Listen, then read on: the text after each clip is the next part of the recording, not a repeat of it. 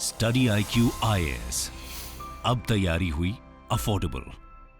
दोस्तों, साल 2016 में मध्य प्रदेश देश का पहला ऐसा स्टेट बना जहां पर मिनिस्ट्री ऑफ हैप्पीनेस की शुरुआत की गई। इसके लिए एक हैप्पीनेस डिपार्टमेंट भी बनाया गया और 30 से ज्यादा लोगों को इस डिपार्टमेंट के लिए रिक्रूट किया गया। देखा जाए तो उसका मेन पर्पस था स्टेट में हैप्पीनेस को स्प्रेड करना। लेकिन दोस्तों, जिस स्टेट की 1/3 पॉपुलेशन बिलो पॉवर्टी लाइन अपनी जिंदगी गुजार रही हो, जहाँ की इकोनॉमी में इंडस्ट्रीज और स्टेबल एम्प्लॉयमेंट की कमी हो, जो स्टेट फार्मर सुसाइड और विमेन की पुअर सेफ्टी जैसे इश्यूज में देश के टॉप स्टेट्स में आता हो, ऐसे में सवाल ये उठता है कि क्या ऐसे स्टेट की हैप्पीनेस को सिर्फ 30 लोगों के डिपार्टमेंट से इंश्योर किया जा सकता है। दोस्तों, सदियों से अपने रिच कल्चर, मिनरल्स और नेचुरल रिसोर्सेज की वजह से एमपी पे बड़े बड़े राजाओं ने रूल किया और जब देश आजाद हुआ तो सभी को इससे काफी उम्मीदें थी। लेकिन मध्य प्रदेश अपने सोशियो इकोनॉमिक डेवलपमेंट से ही स्ट्रगल कर रहा है और आज भी वो देश का दूसरा सबसे बड़ा हिस्सा होने के साथ ही देश के सबसे गरीब राज्यों में से एक है। स्वागत है आप सभी का स्टडी IQ में। अनुराग पांडे नाम है हमारा और आज के इस वीडियो में हम मध्य प्रदेश के पोटेंशियल को समझने के साथ ही उसके मीडियोकर परफॉर्मेंस के कारणों को भी समझने की कोशिश करेंगे। दोस्तों, वीडियो को कंटिन्यू करें उससे पहले आप सभी के लिए एक इम्पोर्टेंट अपडेट है। दरअसल IAS की तैयारी को और भी अफोर्डेबल एंड कॉम्प्रिहेंसिव बनाने के लिए स्टडी IQ आपके लिए लाया है P2I, that means prelims to interview program 2024। दोस्तों, इसके जरिए आप प्रीलिम्स, मेंस एंड इंटरव्यू यानी UPSC एग्जाम के तीनों स्टेज की तैयारी एक साथ कर सकते हैं। UPSC सिलेबस को कंसीडर करते हुए इस बैच में आपको लाइव क्लासेस के through basic to advance cover कराया जाएगा। साथ ही mentorship, test series, crash course, notes और बुक्स, ये सब कुछ भी आपको इस बैच में मिल रहा है। CIS live prelims to interview 2024 batch को अगर आप ज्वाइन करना चाहते हैं और आप AN लाइव कूपन कोड का इस्तेमाल करते हैं तो इस बैच की टोटल फीस 45,000 की बजाय आप इसे 29,999 का अवेल कर सकते हैं। इस बैच से रिलेटेड अधिक जानकारी के लिए आप स्क्रीन पर दिए गए नंबर पर कॉल कर सकते हैं या फिर वीडियो के डिस्क्रिप्शन बॉक्स में दिए गए कोर्स से रिलेटेड PDF को भी डाउनलोड कर सकते हैं। दोस्तों, मध्य प्रदेश 3,08,000 किलोमीटर स्क्वायर के एरिया में फैला हुआ भारत का दूसरा सबसे बड़ा स्टेट है। यहाँ देश की लगभग 6% पॉपुलेशन निवास करती है और देखा जाए तो ये राज्य अपने आप में एक समृद्ध इतिहास को समेटे हुए है जो दुनिया भर में भारत के रिप्रेजेंटेशन में काफी इम्पोर्टेंट साबित होती है। दोस्तों, एंशिएंट पीरियड में इस रीजन पर नंदा एम्पायर, मौर्य एम्पायर और गुप्ता एम्पायर का रूल हुआ करता था और इसी के चलते मध्य प्रदेश एक रिच और वेल्दी स्टेट हुआ करता था। जबकि अर्ली मीडिवल पीरियड में इस रीजन पर परमार और चंदेल राजपूतों ने राज किया। आपको बताते चलें कि चंदेला रूलर्स ने ही मध्य प्रदेश के फेमस खजुराहो मंदिर का निर्माण कराया जो आज भी दुनिया भर के टूरिस्ट के लिए एक बेहतरीन क्रिएशन है। देखा जाए तो आगे 14वीं सेंचुरी तक आते आते यहाँ पर मालवा स्टेट के रूलर्स का राज हो गया, जिसके बाद मुगल, फिर मराठास और फिर ब्रिटिशर्स ने इस इलाके पर रूल किया। दोस्तों, ब्रिटिश रूल के टाइम ही ग्वालियर, इंदौर और भोपाल जैसे प्रिंसली स्टेट बने जिन्हें बाद में मॉडर्न डे मध्य प्रदेश में शामिल किया गया और आजादी के बाद 1956 में जाकर मध्य प्रदेश एक स्टेट की तरह रिकॉग्नाइज्ड हुआ और तब छत्तीसगढ़ भी इसी का पार्ट हुआ करता था।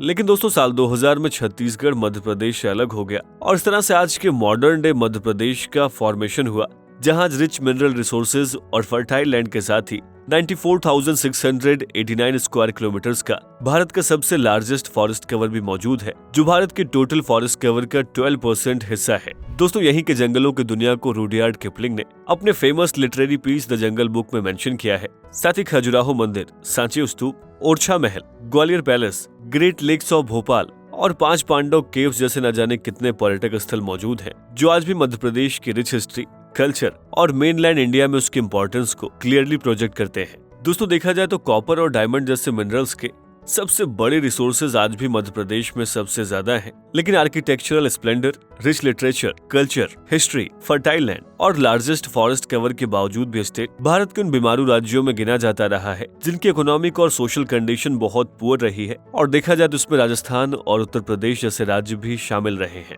दोस्तों, देश की 6% आबादी और 9.4% टेरिटरी वाला मध्य प्रदेश आज भारत की GDP में सिर्फ 4.6% का कंट्रीब्यूशन करता है और वो भी ऐसा तब हो पा रहा है जब मध्य प्रदेश का एग्रीकल्चर मॉडल सक्सेसफुल माना जाने लगा है। देखा जाए तो मध्य प्रदेश ने पूरे देश में खेती के मामले में खुद को पंजाब से भी आगे करके दिखाया है, लेकिन दोस्तों, इसके बावजूद भी इस स्टेट की economy, health, infrastructure, per capita income और लाइफस्टाइल जैसे कई पैमानों पर बहुत पिछड़ा हुआ नजर आता है। ये स्टेट न तो अपने पड़ोसी राज्य राजस्थान की तरह टूरिज्म में एक्टिव है, न ही अपने नॉर्दर्न नेबर उत्तर प्रदेश की तरह पॉलिटिकली इंपॉर्टेंट है और दोस्तों न ही अपने सदर्न और वेस्टर्न नेबर की तरह इंडस्ट्रियली डेवलप्ड है। ऐसे में आइए उन कारणों को समझने की कोशिश करते हैं जिसकी वजह वजह से आज भी इतने पोटेंशियल वाले स्टेट में बस बहुत ही मामूली सी ग्रोथ देखने को मिल पाई है।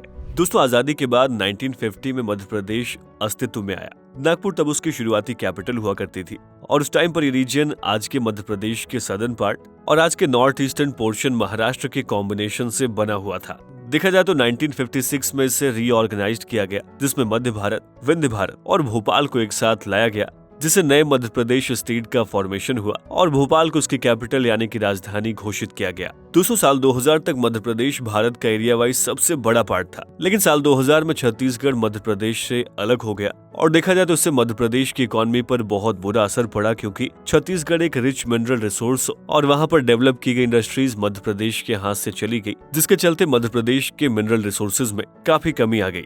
देखा जाए तो उसके बाद मध्य प्रदेश में इंडस्ट्रीज खत्म हो गई और मध्य प्रदेश के पास जो बचा था वो थी खेती करने के लिए जमीन। दोस्तों, साल 2005 तक मध्य प्रदेश एग्रीकल्चर में भी कुछ खास नहीं कर पा रहा था और इसकी वजह ये थी कि मध्य प्रदेश के अनइवन डिस्ट्रीब्यूशन और टोपोग्राफी के चलते हर जगह की सॉइल कंडीशन और उसके हेल्थ के मेजरमेंट की जरूरत थी, जिसमें मध्य प्रदेश बहुत पीछे था। लेकिन दोस्तों, साल 2005 के बाद इस स्टेट ने एग्रीकल्चर में एक एक्सपोनेंशियल ग्रोथ दर्ज करते हुए पूरे देश को चौंका दिया और इसी के चलते 7 बार से लगातार मध्य प्रदेश को कृषि कर्मण अवार्ड दिया जा रहा है, जो अपने आप में एक रिकॉर्ड है। साल 2022 के डेटा के मुताबिक मध्य प्रदेश आज भारत का second largest wheat producing state है, जो पंजाब से भी ज्यादा गेहूं प्रोड्यूस करता है। और देखा जाए तो साल 2022 में मध्य प्रदेश ने 360 मीट्रिक टन व्हीट प्रोड्यूस किया था और हो सकता है कि आपको ऐसा लग रहा हो कि मध्य प्रदेश का एग्रीकल्चर मॉडल पंजाब से भी ज्यादा अच्छा है, लेकिन दोस्तों उसका एक दूसरा पहलू भी है, जिसमें मध्य प्रदेश की हालत पंजाब से बहुत खराब है और वो है पर हेक्टेयर व्हीट प्रोडक्शन। देखा जाए तो पंजाब में जहां per hectare wheat production 47 quintal है, वहीं मध्य प्रदेश में ये 30 to 35 क्विंटल ही है। यानी इसका मतलब ये हुआ कि किसानों को बड़ी जमीन पर ज्यादा पैसे खर्च करके फसल उगानी पड़ती है, जिससे उन्हें जो फायदा होना चाहिए वो पंजाब के किसानों के तुलना में बहुत कम है। दोस्तों, यही कारण है कि मध्य प्रदेश के किसान स्टेट के रिकॉर्ड एग्रीकल्चर ग्रोथ के बावजूद भी बड़ी संख्या में सुसाइड करने को मजबूर है। देखा जाए तो आज भले ही मध्य प्रदेश के एग्रीकल्चर मॉडल की बात की जा रही हो, लेकिन दोस्तों इसके बावजूद भी मध्य प्रदेश भारत का चौथा सबसे गरीब राज्य है। साथ ही यहाँ की 1/3 पॉपुलेशन बिलो पॉवर्टी लाइन अपनी जिंदगी को गुजार रही है और मध्य प्रदेश के इस एग्रीकल्चरल डेस्परेशन की वजह से उसके कई नुकसान को भी अनदेखा किया जा रहा है, जिसमें फर्टिलाइजर का अधिक इस्तेमाल शामिल है। और देखा जाए तो ये मध्य प्रदेश के कई डिस्ट्रिक्ट के फर्टाइल लैंड को पूरी तरीके से बर्बाद कर रहे हैं। साथ ही दोस्तों, सेट स्टैंडर्ड से ज्यादा फर्टिलाइजर के इस्तेमाल से ये लैंड आने वाले समय में पूरी तरह से खराब भी हो सकते हैं। ऐसे में मध्य प्रदेश का एग्रीकल्चर मॉडल भले ही सबसे बेहतरीन हो, लेकिन फिलहाल वो मध्य प्रदेश को एक stable socio economical growth provide कराता हुआ नजर नहीं आ रहा है। और दोस्तों ऐसा इसलिए है क्योंकि आज भी मध्य प्रदेश की इंडस्ट्रियल ग्रोथ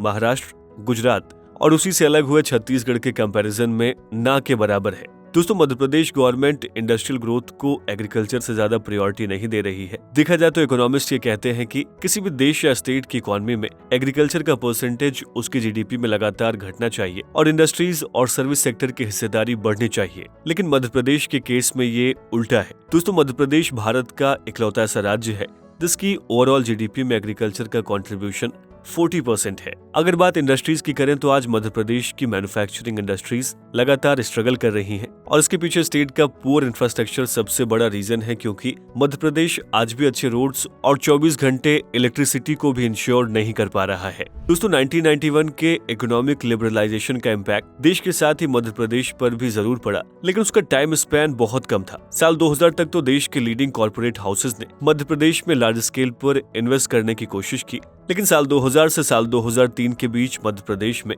डी इंडस्ट्रियलाइजेशन का एक ऐसा दौर आया जिसमें वहां की इंडस्ट्रियल ग्रोथ रुक सी गई। और दोस्तों, इस डी इंडस्ट्रियलाइजेशन का बड़ा कारण ये था कि छत्तीसगढ़ से मध्य प्रदेश का अलग हो जाना। और ऐसा हम इसलिए कह रहे हैं क्योंकि 1991 से 2000 तक जितनी बड़ी इंडस्ट्रीज डेवलप हुई थी वो ज्यादातर छत्तीसगढ़ के रीजन्स में ही हुई थी। दोस्तों, इसके बाद मध्य प्रदेश गवर्नमेंट ने प्राइवेट इन्वेस्टमेंट को लाने की काफी कोशिशें की, लेकिन ना तो इंडियन कंपनीज और ना ही कोई बड़ा फॉरेन इन्वेस्टमेंट मध्य प्रदेश में आ पाया। देखा जाए तो जो इन्वेस्टमेंट आए भी उनमें सबसे ज्यादा पन्ना के डायमंड माइंस डायमंड एक्सट्रैक्शन के लिए आए, लेकिन दोस्तों आप भी जानते हैं कि यहाँ से एक्सट्रैक्ट किए हुए डायमंड को सूरत ले जाकर प्रोसेस किया जाता है, जिससे मध्य प्रदेश को कोई खास फायदा नहीं होता है। हालांकि भारत की बड़ी कंपनीज में बाबा रामदेव की पतंजलि ने मध्य प्रदेश में इन्वेस्टमेंट किया, लेकिन दोस्तों पतंजलि यहाँ पर सिर्फ प्रोसेसिंग का ही काम करती है, यानी पतंजलि का मैन्युफैक्चरिंग प्लांट यहाँ पर नहीं है। दोस्तों आज भले ही मध्य प्रदेश एक एग्रीकल्चर बेस्ड इकोनॉमी बना हुआ है, लेकिन वो एग्रीकल्चर प्रोडक्ट्स की प्रोसेसिंग और उनके फाइनल प्रोडक्ट की मैन्युफैक्चरिंग में अभी भी बहुत पीछे है। यानी इसका मतलब ये हुआ कि मध्य प्रदेश के एग्रीकल्चर का इंडस्ट्रीज के साथ कोई खास लिंकेज नहीं है। दोस्तों मध्य प्रदेश में बड़ी कंपनीज के लूकवार्म इंटरेस्ट के पीछे मध्य प्रदेश का लैंडलॉक्ड होना भी एक बड़ा कारण है, और ऐसा हम इसलिए कह रहे हैं क्योंकि बड़ी इंडस्ट्री जिन्हें अपने गुड्स और प्रोडक्ट्स को दूसरे देशों से एक्सपोर्ट या फिर इंपोर्ट कराना होता है, उनके लिए पोर्ट की नेसेसिटी सबसे ज्यादा होती है। और दोस्तों यही कारण है कि बड़ी कंपनीज मध्य प्रदेश की जगह गुजरात और महाराष्ट्र को चूज करती हैं। हालांकि दोस्तों ये लैंडलॉक्ड होना भी शायद तब ज्यादा इम्पैक्ट नहीं करता अगर स्टेट का इंफ्रास्ट्रक्चर मॉडर्न डे के हिसाब से डेवलप होता। देखा जाए तो इसी पुअर ग्रोथ ऑफ इंडस्ट्रीज की वजह से स्टेट की इकोनॉमी और एम्प्लॉयमेंट स्टेबल नहीं है। साथ ही इसके अलावा भी मध्य प्रदेश कई मोर्चों पर पिछड़े हुए स्टेट की तरह नजर आता है, जिसमें फार्मर सुसाइड मध्य प्रदेश की एक हार्श रियलिटी है। देखा जाए तो साल 2001 से साल 2016 के बीच में मध्य प्रदेश में फार्मर सुसाइड का नंबर 18,687 था। नवंबर 2021 में टाइम्स ऑफ इंडिया ने भी एक रिपोर्ट पब्लिश की थी, जिसमें मेंशन किया गया था कि मध्य प्रदेश में हर 12 घंटे में किसान आत्महत्या कर रहा है। जिससे दोस्तों आप ये समझ सकते हैं कि मध्य प्रदेश के किसानों की हालत क्या होगी। साथ ही किसान मौसम की मार और सरकार की कमजोर पॉलिसीज की वजह से भी काफी परेशान है। दोस्तों किसानों के साथ ही मध्य प्रदेश विमेन सेफ्टी के मामले में भी देश का सबसे खराब परफॉर्मेंस करने वाला स्टेट है, जहां पर हर साल 5000 से ज्यादा रेप के केसेस रजिस्टर किए जाते हैं। और देखा जाए तो साल 2022 की एक रिपोर्ट के मुताबिक मध्य प्रदेश में 18 रेप्स पर डे रजिस्टर किए जाते हैं। साथ ही मध्य प्रदेश में इन्फेंट मोर्टेलिटी रेट देश भर में सबसे अधिक है। दोस्तों यहाँ पर हर 1000 लाइव बर्थ में 52 बच्चे 1 साल से कम उम्र में ही मर जाते हैं, जो कि मध्य प्रदेश की पुअर हेल्थ इंफ्रास्ट्रक्चर को हाईलाइट करता है। दोस्तों ऐसे में अगर आप मध्य प्रदेश की पोटेंशियल और उसकी परफॉर्मेंस को कंपेयर करेंगे, आप पाएंगे कि मध्य प्रदेश अब तक सोशली और इकोनॉमिकली देश के बहुत से राज्यों से पिछड़ा हुआ है। लेकिन आइए अब ये समझ लेते हैं कि मध्य प्रदेश अपनी ग्रोथ को आखिर कैसे रीगेन कर सकता है। दोस्तों मध्य प्रदेश अभी जिस कंडीशन में है, उसे सबसे पहले अपनी इकोनॉमी की डिपेंडेंसी को एग्रीकल्चर से इंडस्ट्रीज और सर्विस सेक्टर पर शिफ्ट करना होगा, जिससे न सिर्फ स्टेट की इकोनॉमी में स्टेबल ग्रोथ आएगी, बल्कि लोगों की पर कैपिटा इनकम में भी सुधार होगा। साथ ही सरकार को अपनी वेलफेयर स्कीम्स को प्रदेश के आखिरी शख्स तक पहुंचाने के लिए रोड मैप बनाना होगा, ताकि उनकी स्कीम्स उन गरीब लोगों तक पहुंच सके जिससे उनकी लाइफस्टाइल बेहतर हो। दोस्तों इन सब के अलावा फार्मर सुसाइड और इन्फेंट मोर्टेलिटी जैसे केसेस में कमी लानी होगी। बेहतर इंफ्रा और सिक्योरिटी को इंश्योर करके प्राइवेट कंपनियों के इन्वेस्टमेंट को बढ़ाना होगा। साथ ही एग्रो बेस्ड इंडस्ट्रीज यानी कि एग्रीकल्चर को इंडस्ट्रीज से जोड़कर मैन्युफैक्चरिंग और प्रोसेसिंग को भी बढ़ावा देना होगा। दोस्तों इंडस्ट्रीज के साथ ही मध्य प्रदेश के पास टूरिज्म के जरिए अपने सर्विस सेक्टर को ग्रो करने की जरूरत भी है, और ऐसा हम इसलिए कह रहे हैं क्योंकि मध्य प्रदेश के हिस्टोरिकल मॉन्यूमेंट्स न सिर्फ देश में बल्कि दुनिया भर के टूरिस्ट को अट्रैक्ट कर सकते हैं, जिससे पॉसिबल है कि मध्य प्रदेश राजस्थान और तमिलनाडु की तरह भारत का नया टूरिज्म कैपिटल बन जाए। साथ ही दोस्तों विमेन की सेफ्टी को भी इंश्योर करना होगा और स्टेट इकोनॉमी में महिलाओं की हिस्सेदारी को बढ़ाने जैसे कदम उठाने होंगे, जो मध्य प्रदेश की ग्रोथ और वहां के सोशल एनवायरनमेंट के लिए एक अलार्मिंग इश्यू बन गया है। दोस्तों देखा जाए तो मध्य प्रदेश एक ऐसा हिस्टोरिकल स्टेट है जहां का रिच कल्चर, लिटरेचर, आर्ट और स्कल्पचर आज भी दुनिया भर में मशहूर है। साथ ही वहां का डायमंड, कॉपर, फॉरेस्ट कवर और नर्मदा का फर्टाइल लैंड, ये सब दोस्तों मध्य प्रदेश को एक ग्रोइंग सोशियो इकोनॉमिक स्टेट बना सकते थे, लेकिन आज की रियलिटी इससे काफी अलग है। ऐसे में भारत किस राज्य को बाईपास सर्जरी की जरूरत है, यानी मध्य प्रदेश को एक स्टेबल पॉलिटिकल एनवायरनमेंट के साथ ही कुछ बड़े इंडस्ट्रियल रिफॉर्म्स और सस्टेनेबल सोशल रिफॉर्म्स करने होंगे, क्योंकि तभी जाकर मध्य प्रदेश अपनी मीडियोक्रेसी से उबर कर अपने पोटेंशियल के अकॉर्डिंग परफॉर्म कर पाएगा। दोस्तों बारी है आज के सवाल की। हमारा सवाल ये है कि आप मध्य प्रदेश में कहां से बिलोंग करते हैं और मध्य प्रदेश की स्थिति पर आपकी राय क्या है, हमें इस वीडियो के कमेंट बॉक्स में जरूर लिखें। स्टडी IQ IAS, अब तैयारी हुई अफोर्डेबल।